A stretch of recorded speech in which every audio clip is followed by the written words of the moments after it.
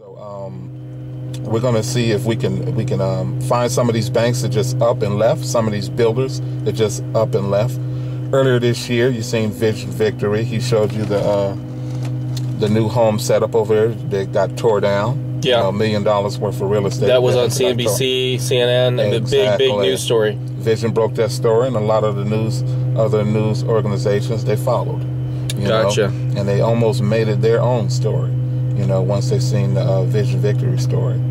And but I live out here, so I know plenty of places where the builders just up and left.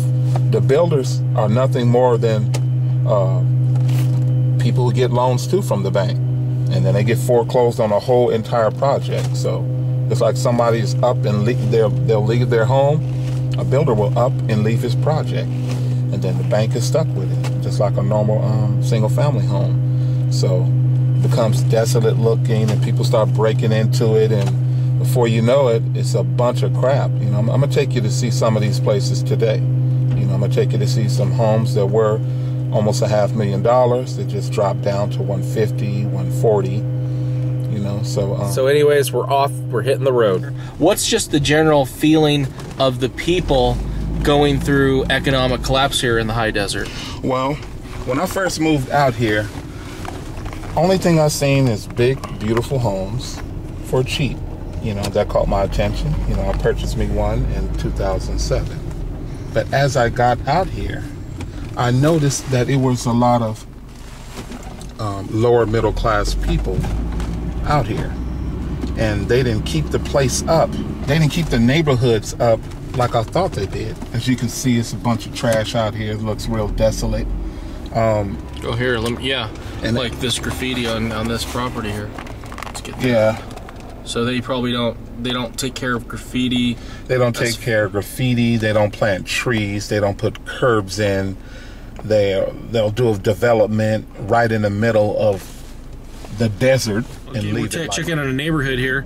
This home right here originally sold for $338,000. Wow. And then the people got foreclosed on, and then the neighborhood kids made it their little weed hangout, their little drink hangout. And then they vandalized it so bad, it's barely worth $20,000, $30,000 now. Now, these houses were built in 2006. People moved in 2007. Now it's 2009. It's October. It's September. Oh, look at that. It's October, actually. It's October this month, 2009. And just in a couple of years, these houses went straight down. There's furniture in that house. Which one? That one right there. Yeah, actually, this house, someone probably lives in it. And the garage, they don't bother to fix the garage door.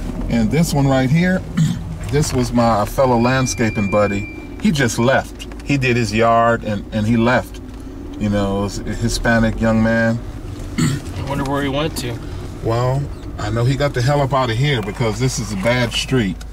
Oh, it is? Yeah, it's a bad street. You get a lot of Los Angeles gang members moving over here. You get a lot of teenagers throwing rocks and just extremely bad type of neighborhood.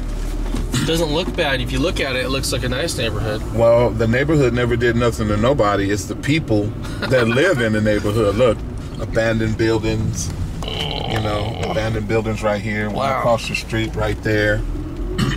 Up here, this house right here, this house that we're in front of, this one, actually, it was raided by the police several times for home invasion robberies. They was robbing people, running around in Victorville. Oh, the people that lived in here were doing home invasion robberies. Yeah, they were doing home invasion robberies. Wow. And this home right here. Does that happen a lot up here?